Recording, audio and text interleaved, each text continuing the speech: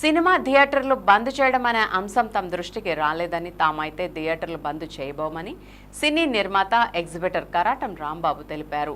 థియేటర్ల సంరక్షణకు సినీ నిర్మాతలు చర్యలు తీసుకోవాలని ఆయన విజ్ఞప్తి చేశారు.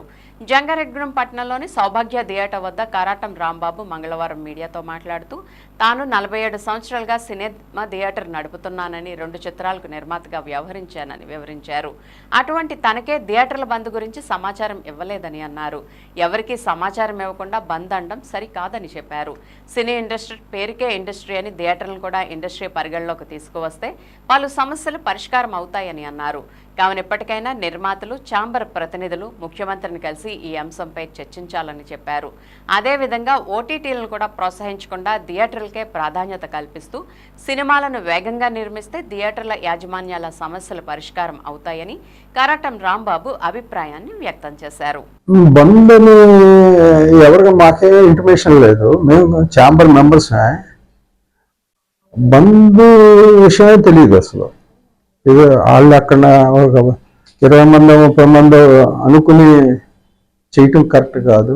మాకు అసలు తెలియదు. అది పేపర్లో చూడటమే. ప్రాబ్లం ప్రొడ్యూసర్స్దే. ప్రొడ్యూసర్స్ స్ట్రాంగ్గా ఉండి మాట్లాడుకుంటే సీఎంని కలవాలి కదా ప్రొడ్యూసర్స్ అందరూ. ఇండస్ట్రీ అంటారు, ఇండస్ట్రీ అని డిక్లేర్ చేయరు. కరెంటు బిల్లును 10 రూపాయలు వస్తుంది యూనిట్కి. అవి ఆలోచించకుండా బంద్ అని ఇప్పటివరకు ఎప్పుడు బంద్ జరగలే. జనరల్గానే బంద్లు ఉన్నాయి థియేటర్స్ అన్ని, సినిమాలు లేక. ఇది కొత్తగా బంద్ చేసేది ఏముంటుంది? మొత్తం మీద వీళ్ళు బంద్ అని 40 మంది 30 మంది కూర్చొని బంద్ అని 1600 థియేటర్లు ఉంటే బంద్ అని నిర్ణయం ఎలా తీసుకుంటారు? వీల్లేదు కదా. ఛాంబర్ మెంబర్స్ అందరూ మొత్తం ఒక 1000 మంది అన్నా పిలిచి ఏం చేద్దాం ఏంటని అడగాలి కదా. 47 సంవత్సరాల మధ్య థియేటర్ మెయింటైన్ చేస్తున్నాం. ఎన్నో కష్టాలు పడ్డాం. ఇప్పుడు సినిమా వస్తే కరెంటు బిల్లు కట్టుకోలేని పరిస్థితిలో థియేటర్స్ ఉన్నాయి. ఇండస్ట్రీ చేయాలి. ఇండస్ట్రీ చేస్తే కేటగిరీ తగ్గిపోయి కరెంటు బిల్లు 3 రూపాయలు 4 రూపాయలు అవుతుంది, లేకపోతే 5 రూపాయలు అవుతుంది. ఆ బెనిఫిట్ అయినా చేయాలి.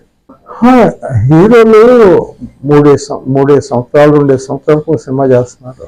ఇవన్నీ వీటి వల్ల కొంత ఇబ్బంది వచ్చింది.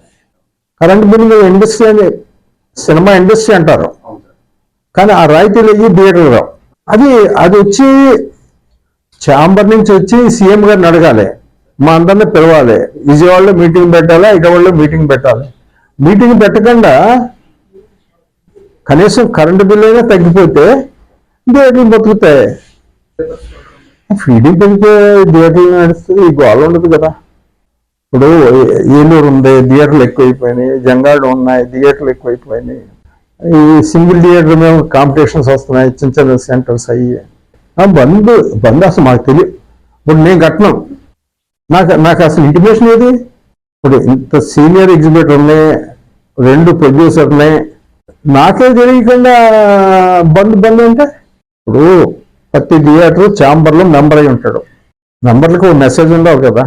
హీరోలు కూడా ప్రొడ్యూసర్స్ కూడా ఎక్కువ రోజు సినిమా తీయటం, ఓటీటీ గురించి ఆలోచిస్తున్నారు తప్ప థియేటర్స్ గురించి ప్రొడ్యూసర్స్ ఆలోచించట్లా. ఇప్పుడు హీరో ఎప్పుడు ఎదుగుతాడు? ఈ ఫ్యాన్స్ అందరూ కలిపి బ్యానర్లు కట్టి కట్అవుట్లు కట్టి అప్పుడు కదా హీరో పెరిగేది. థియేటర్లు మూసేయమని ఓటీటీకి ఇచ్చుకోవచ్చున్నా? ఏమి ఆలోచించకండి థియేటర్లు మూసేస్తున్నాం. ఎవరిని బెదిరించినట్టుంది.